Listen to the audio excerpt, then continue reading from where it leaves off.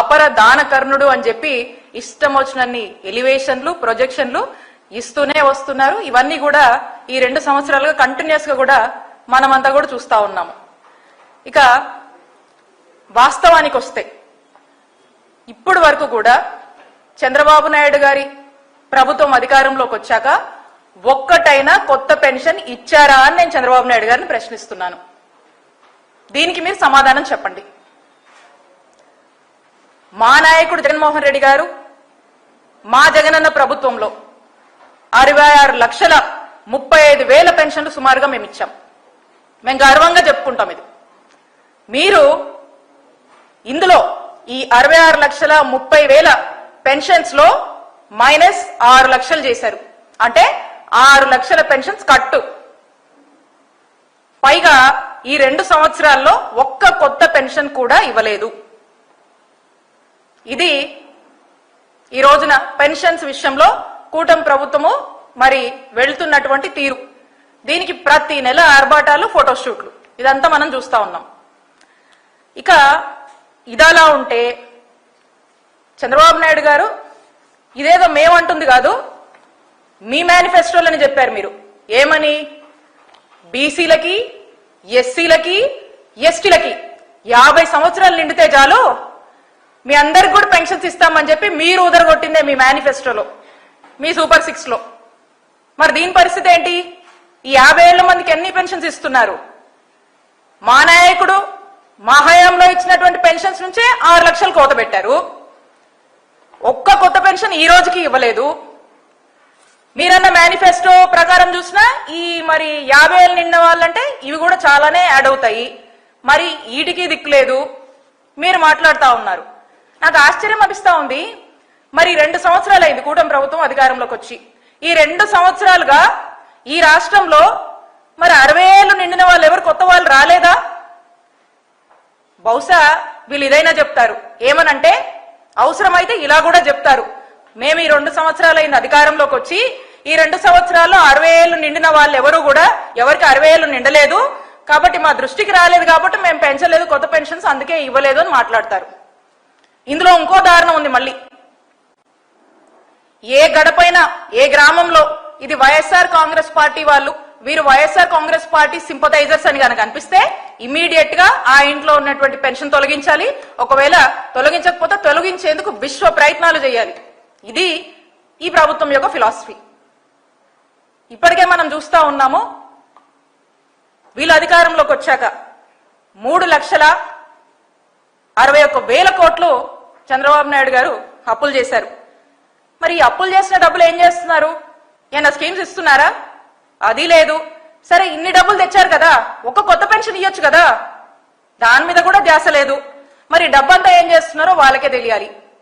ఎంతసేపు చూసినా కూడా వాళ్ళ యొక్క జల్సాలు, లగ్జరీస్ కి, కంఫర్ట్స్ కి ఎక్కడా కూడా తగ్గకుండా ముగ్గురు ఇష్టం వచ్చినట్టుగా స్పెషల్ ఫ్లైట్లు, స్పెషల్ హెలికాప్టర్స్ ఇట్లా తిరుగుతా ఉన్నారు.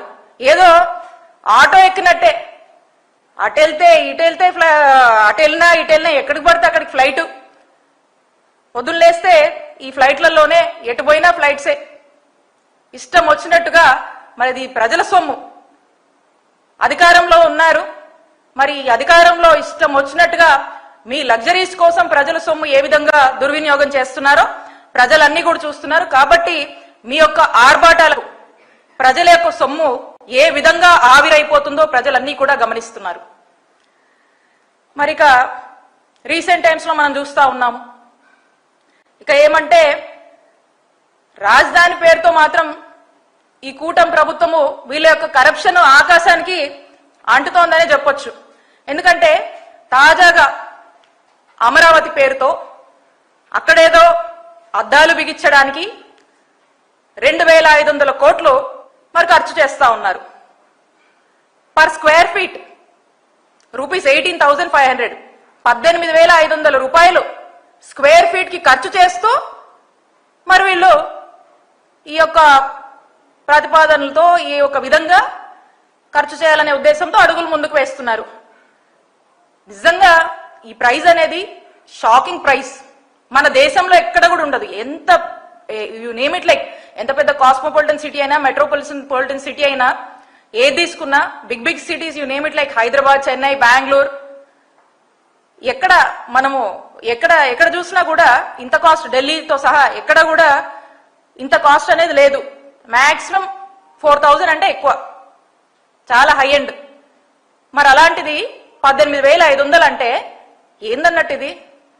ఏంటా అని దీన్ని ఎవరైనా ప్రశ్నిస్తే ఇంకంతే, ఒకటే చెప్తారు, ఏమని? వీళ్ళు ప్రశ్నిస్తున్నారంటే అమరావతికి వ్యతిరేకమని దుష్ప్రచారం చేస్తారు. వైఎస్ఆర్ కాంగ్రెస్ పార్టీ స్టాండ్ ఒకటే, మేము అమరావతికి వ్యతిరేకం కాదు.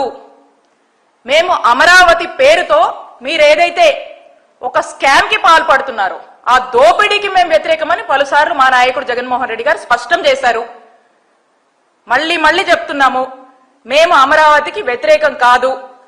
The biggest scam in the name of Amaravati ఏదైతే మీరు చేస్తున్నారో దానికి మాత్రమే వైఎస్ఆర్ కాంగ్రెస్ పార్టీ వ్యతిరేకమని చెప్తా ఉన్నాము.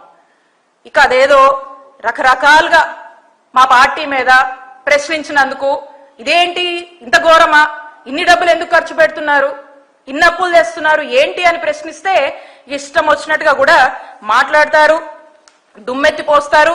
ఇక ఏవేవో ఎక్కడ లేనివన్నీ గుర్తొచ్చి ఏవేవో కూడా మా మీద బురద జల్లుతూనే ఉంటారు.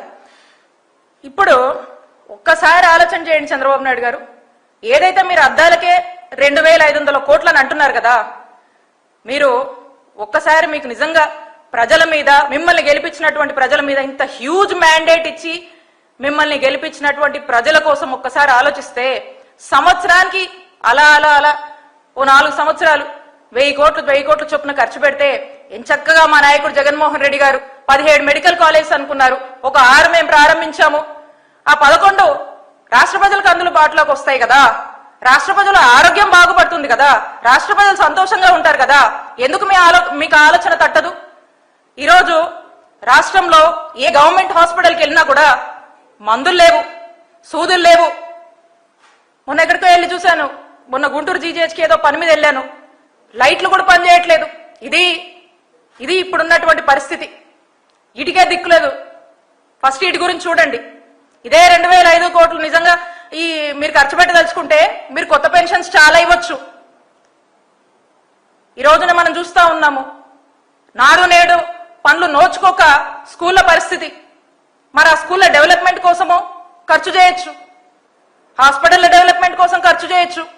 రైతులు రోడ్డెక్కి ఏడుస్తా ఉన్నారు.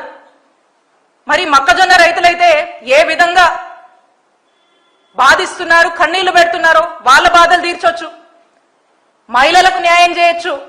ఇలా యునేమిట్ లైక్ ఎవరినైనా కూడా బీసీ హాస్టల్స్, ఎస్సీ హాస్టల్స్, గిరిజన హాస్టల్స్ లో ఎంతో మంది సరైన ఫుడ్, ప్రాపర్ శానిటేషన్ లేక, సరైన తాగునీళ్ళు లేక, ఆరో ప్లాంట్లు లేక ఈరోజు ఆ కలుషితమైనటువంటి పరిస్థితుల్లో ఎంతమంది ప్రాణాలు పోతున్నాయి.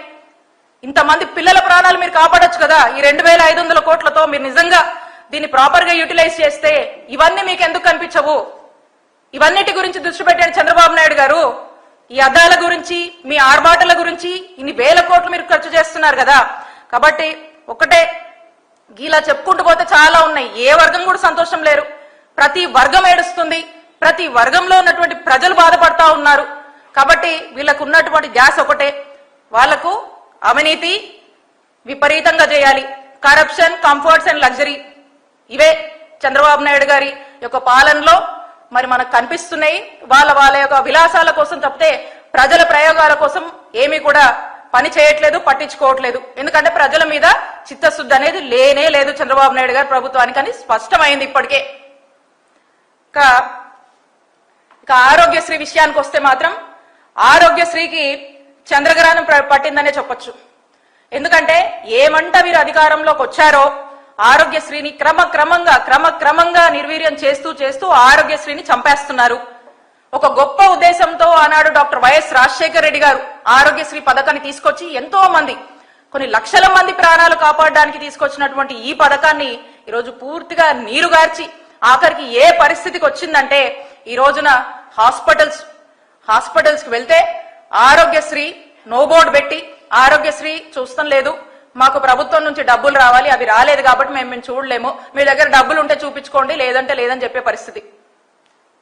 మరి అనేక ఇబ్బందుల్లో ఆరోగ్యశ్రీ హాస్పిటల్స్ వాళ్ళు సమ్మెకు దిగి మరి సమ్మె చేస్తే వాళ్ళని ఇక కొంతమంది అయితే పొయ్యి కూడా వేస్ట్, వీళ్ళు ఇవ్వరు పెట్టరు, ఎప్పుడేదో మాటలు చెప్తా ఉన్నారని చెప్పి కొంతమంది ఆశలు కూడా వదిలేసుకుని హాస్పిటల్స్ వాళ్ళ పనులు వాళ్ళు చేసుకుంటున్నారు. మరి కొంతమందిని పిలిచి ఏదైతే సుమారు 4,000 కోట్లు ఆరోగ్యశ్రీ బిల్స్ బకాయిలు ఉన్నాయో దానికి సంబంధించి ఒక 1,000 కోట్లు ఇస్తామని చెప్పి పిలిచి ఏదో మాటలు చెప్పి అందులో కూడా ఏం మాట్లాడారు, ఒక కొత్త అంశాన్ని తీసుకొచ్చారు మీరు. దాంట్లో ట్రై పార్టీ అగ్రిమెంట్ అంట. ఈ ట్రై పార్టీ అగ్రిమెంట్ ఏంటి? దీంట్లో ఈ యొక్క విధానం ఏంటంటే ప్రభుత్వము ఏదైతే ప్రభుత్వం ఒక అప్పు చేస్తుంది, ఆ అప్పుకు షూరిటీగా ఈ నెట్వర్క్ హాస్పిటల్స్ ఉండాలంట. అప్పుడు ఒక అప్పు తెస్తారు, ఆ అప్పులో వచ్చినటువంటి డబ్బులని హాస్పిటల్స్ కి ఇస్తారు. ఒకవేళ ప్రభుత్వము అప్పు చెల్లించినటువంటి పరిస్థితిలో ఉంటే ఆ భారం ఆ బాధ్యత ఈ నెట్వర్క్ హాస్పిటల్స్ అంట. ఆలోచన చేయండి ఒకసారి. ప్రభుత్వమే ఇలాంటి ఏదేదో పేరుతో ఇంతటి భారాన్ని ఇంతటి ప్రెజర్ ని నెట్వర్క్ హాస్పిటల్స్ మీద, పైగా వాళ్ళకు డబ్బులు చెల్లించక ఇట్లాంటి అన్ని వాళ్ళ మీద ఈ ప్రెజర్ మోపితే వాళ్ళు ఏం ట్రీట్మెంట్ ఇస్తారండి జనాలకి? వాళ్ళు ఏం చెప్తారు సమాధానం జనానికి? దీనివల్ల అల్టిమేట్ గా నష్టపోతుంది ఎవరు? Common man. అంతే కదా. ప్రజలు హాస్పిటల్కి వస్తారు, వీళ్ళు ఈ ప్రెజర్ ఎక్కువైపోయింది అనుకోండి, డబ్బులు రావని తెలిసింది అనుకోండి, డబ్బులు రావట్లేదు ఎలాగో కొంతమంది చూడటం లేదు, ఆ ఉన్నోళ్ళు కూడా వీళ్ళని ఎలా చూస్తారు అంటే వీళ్ళ కర్మకి వీళ్ళ చావుకి ప్రజల్ని మీరు వదిలేస్తున్నారు. ఈ ప్రెజర్లో ఏం చూస్తారు వీళ్ళు? ఇలాంటివా కండిషన్స్ మీరు పెట్టేవి? నెట్వర్క్ హాస్పిటల్స్ కి ఇదా మీరు ఇచ్చేటువంటి ఒక ఎన్వైరన్మెంట్? ఇదా మీరు ఇచ్చేటువంటి ఒక ఈజ్? వీళ్ళకి ఎంత తప్పిది! ప్రజల ప్రాణాలతో చెలగాటమాడడం కదా. ఇంకొక దారుణమైనటువంటి విషయం ఏంటంటే ఇక ఆరోగ్యశ్రీకి సంబంధించి ఇష్టారాజ్యంగా ఎల్ఓసీలు ఇస్తున్నారు, లెటర్ ఆఫ్ క్రెడిట్లు ఇస్తున్నారు ఇష్టం వచ్చినట్టుగా. మళ్ళీ ఈ హాస్పిటల్స్ తో కొంతమంది ఇక వీళ్ళే కొన్ని హాస్పిటల్స్ తో కుమ్మక్కై వీళ్ళ యొక్క కమిషన్స్ కోసము ఈ సిఎంఆర్ఎఫ్ నుంచి కూడా ఇక ఇష్టం వచ్చినట్టుగా నిధులు ఇస్తా ఉన్నారు. టోటల్ గా ఆల్మోస్ట్ చూస్తే దీంట్లో నుంచి ఒక 30% స్ట్రైట్ అవే కమిషన్ మాట్లాడుకుంటా ఉన్నారు. ఎంత దారుణం ఇదే! ఇలా ఆరోగ్యశ్రీని పూర్తిగా నిర్వీర్యం చేయడమే కాకుండా మీ కమిషన్స్ కోసము ఎక్కడ లేని ఎత్తుగడలు వేస్తూ ముందుకు వెళ్తా ఉన్నారు. ఆరోగ్యశ్రీని దాదాపు 3,300 ప్రొసీజర్స్ వరకు జగన్మోహన్ రెడ్డి గారు పెంచి ఏ పేదవాడు ఏ అనారోగ్య సమస్యతో హాస్పిటల్కి వెళ్ళినా కూడా ఇది ఇక్కడ చూడమనే పరిస్థితి రాకుండా రెగ్యులర్ గా రిపీటెడ్ గా మనకి ఏ సమస్యలు వస్తున్నాయో అలాంటివన్నీ కూడా ఆరోగ్యశ్రీలో ఉండాలి. అవుట్ ఆఫ్ పాకెట్ ఎక్స్పెండిచర్, ఎవరి జాబ్ నుంచి కూడా డబ్బులు ఖర్చు కాకూడదు. వీలైనంత వరకు కూడా ప్రభుత్వమే బాధ్యత తీసుకోవాలి, ప్రజలకు అన్ని విధాలుగా అండగా ఉండాలి, మంచి నాణ్యమైన వైద్యం అందించాలి అనేటువంటి ఉద్దేశంతో మేము అడుగులు ముందుకు వేసినటువంటి ప్రభుత్వం జగన్మోహన్ రెడ్డి గారి ప్రభుత్వం. మరి అలాంటిది ఒక ఆరోగ్య ఆసరా తీసుకొచ్చారు. 25 లక్షల వరకు కూడా ఆరోగ్యశ్రీ పరిధిని పెంచారు. ఇంత గొప్పగా ఆరోగ్యశ్రీని మేము తీర్చిదిద్ది దీన్ని ప్రజలకు అన్ని విధాలుగా వీళ్ళకు చాలా సులభంగా యాక్సెసిబుల్ గా ఉండాలి, భారంగా ఉండకూడదు. ఎవరికి ఏ ప్రాబ్లం వచ్చినా కూడా ఆరోగ్యశ్రీ ద్వారా మనం కవర్ చేయాలనేటువంటి ఒక గుడ్ ఇంటెంట్ తో వెళ్తే వీళ్ళు మాత్రం క్రమంగా దీన్ని చంపుతూ నాశనం చేస్తూ వచ్చారు.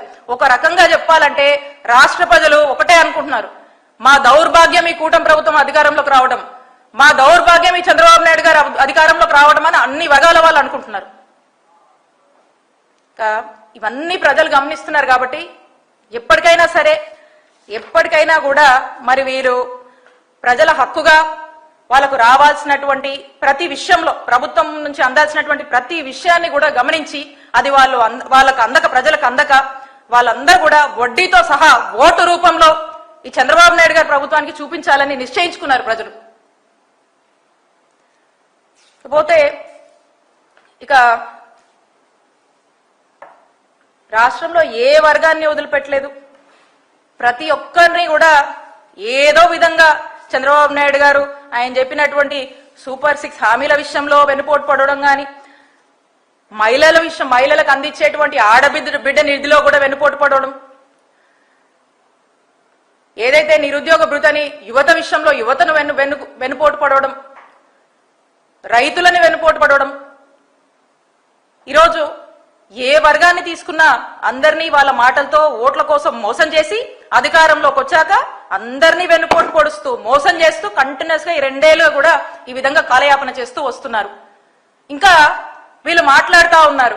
ఏమని మాట్లాడుతూ ఉన్నారు? ఈ మధ్య కాలంలో ఏమని మాట్లాడుతున్నారు? చంద్రబాబు నాయుడు గారు మీరు గాని మీ మంత్రులతో గాని ఏం మాట్లాడిస్తున్నారు?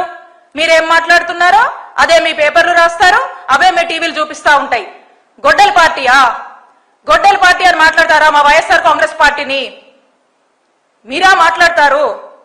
ఒక్కసారి మీ చరిత్ర తీసుకుంటే వెన్నుపోటుకి care of address Chandrababu Naidu గారు, వెన్నుపోటుకి హత్య రాజకీయాలకి పేటెంట్ చంద్రబాబు నాయుడు గారు. అలాంటి మీరు మమ్మల్ని మాట్లాడతారు? అసలు మీ పార్టీ వ్యవస్థాపకులు ఎవరండి? మీ పార్టీ వ్యవస్థాపకులు ఎవరు? ఆ మహానీయుడిని చంపింది ఎవరు? ఆ మహానీయుడి దగ్గర నుంచి పార్టీ అధికారం కోసం లాక్కుంది ఎవరండి? మీరు కాదా? అదేం మేము ప్రత్యేకంగా చెప్పాల్సినటువంటి అవసరం లేదు. మీకు వెన్నుపోటు అనేది వెన్నతో పెట్టినటువంటి విద్య చంద్రబాబు నాయుడు గారు. మీరా మాట్లాడతారు? ఎందుకు మాట్లాడతారు? మేము వైఎస్ఆర్ కాంగ్రెస్ పార్టీ మీరిచ్చినటువంటి మీ మేనిఫెస్టో గురించి, మీరిచ్చినటువంటి మీ హామీల గురించి ప్రశ్నిస్తే సమాధానం చెప్పకుండా గొడ్డల పార్టీ అంటారా మమ్మల్ని? ఏం చేశారు చెప్పండి, మీరు చెప్పండి. మీరన్న పథకాలు, మీరన్న హామీల్లో ఒకటని నెరవేర్చారా? ఫ్రీ బస్ అన్నారు. ఫ్రీ బస్ గురించి మహిళలు ఎన్ని ఇబ్బందులు పట్టుకొని మహిళలు ఏ విధంగా మిమ్మల్ని తిడుతున్నారో చూస్తున్నారా మీరు? ఏ విధంగా మహిళలు ఇబ్బంది పడుతున్నారో? ఉచిత గ్యాస్ సిలిండర్లు అన్నారు, 3 గ్యాస్ కొరత నడుస్తుంది ఈ రాష్ట్రంలో. ఇప్పటి వరకు కూడా మీరు ఎన్ని సిలిండర్లు ఇచ్చారు? ఏది చెప్పండి, దాని మీద క్లారిటీ ఇవ్వండి. లేదా వైట్ పేపర్ రిలీజ్ చేయండి. ఈ రాష్ట్రంలో 17 మెడికల్ కాలేజెస్ ఉంటే బాగుంటుందని భావించి అడుగులేశారు జగన్మోహన్ రెడ్డి గారు. అవి ఏ వద్దు, వాటిని పూర్తిగా ఎత్తేయాలి అని దానికి రకరకాల పేర్లతో రకరకాలుగా ఆలోచిస్తూ అవి ఏవి కాకుండా పక్కన పడేశారు కదా. దానికి సమాధానం చెప్పండి, దాని మీద క్లారిటీ ఇవ్వండి. ఆరోగ్యశ్రీని ఎందుకు చంపేస్తున్నారు? మళ్ళీ ఏదో ఇన్సూరెన్స్ మోడల్ అని మీరంతా కూడా హైబ్రిడ్ మోడల్ అని మీ కమిషన్ల కోసం కకృతి పడుతున్నారు కదా, దాని గురించి సమాధానం చెప్పండి. రైతులకు అది చేస్తాం ఇది చేస్తాం అన్నారు కదా, మరి రైతులకు ఇప్పటివరకు కూడా ఏం న్యాయం జరగలేదు, వాటి గురించి సమాధానం చెప్పండి. మొక్కజొన్న రైతుల ఏడుపులు ఆపండి, దానికి సమాధానం చెప్పండి. ఇవేటికి సమాధానం చెప్పకుండా మేం ప్రశ్నిస్తే, మేం ప్రజల పక్షాన పోరాడుతూ మీరిచ్చిన హామీల మీద మీరు నిలబడండి, ప్రజలను ఆదుకోండి, ప్రజల కన్నీళ్లు తుడవండి అని అంటే మమ్మల్ని మీరు గొడ్డల పార్టీ అంటారా? ఎందుకంటారండి మమ్మల్ని? వైఎస్ఆర్ కాంగ్రెస్ పార్టీ మా నాయకుడు జగన్మోహన్ రెడ్డి గారు 5 ఏళ్ల పాలనలో రాష్ట్రంలో ఉన్నటువంటి చదువు నోచుకోనటువంటి పిల్లలందరినీ కూడా తల్లులకు అమ్మఒడి ఇచ్చి ఎంకరేజ్ చేసి కార్పొరేట్ స్కూల్లో చదివితే ఏ విధంగా ఆ పిల్లలు షైన్ అవుతారో, పిల్లల భవిష్యత్ కోసం ఆలోచించి అమ్మఒడి లాంటి పథకాన్ని తీసుకొచ్చి పిల్లల్ని చదివించినందుకు అంటారా మమ్మల్ని? రాష్ట్రంలోని ప్రజలందరినీ కూడా ఆరోగ్యశ్రీని ఇంకా పెంచి 25 లక్షల వరకు కూడా కవరేజ్ ని పెంచి ఆరోగ్య ఆసరా లాంటివి ప్రవేశించి తల్లి బిడ్డ ఎక్స్ప్రెస్ ని తీసుకొచ్చి ఎక్కడ మందుల కొరత లేకుండా, ఎక్కడ ఏ ఇబ్బందులు లేకుండా మెడికల్ కాలేజీలు కంప్లీట్ చేయాలనేటువంటి గొప్ప ఆశయంతో ముందుకు వెళ్ళినటువంటి మా నాయకుడిని, మా పార్టీని అందుకంటారా మీరు? మేము ప్రజలకు మంచి చేశాం, అక్క చెల్లెమ్మల పేర్ల మీద పెద్ద ఎత్తున ఇళ్ల పట్టాలు ఇచ్చాం, రాష్ట్రంలో 31 లక్షల మంది ఇళ్ల పట్టాలు ఇచ్చాం. మేము దానికంటారా మమ్మల్ని? మేము చక్కటి సంక్షేమాన్ని అమలు చేశాం. కాపు నేస్తం ఇచ్చినందుకు అంటారా? ఈబీసీ నేస్తం ఇచ్చినందుకు అంటారా? లా నేస్తం ఇచ్చినందుకు అంటారా? దేనికంటున్నారు? చేయిత్ ఇచ్చినందుకు అంటారా? ఆసరా ఇచ్చినందుకు అంటారా మమ్మల్ని? దేనికంటున్నారు మమ్మల్ని గొడ్డల పార్టీ అని? సమాధానం చెప్పాలి చంద్రబాబు నాయుడు గారు.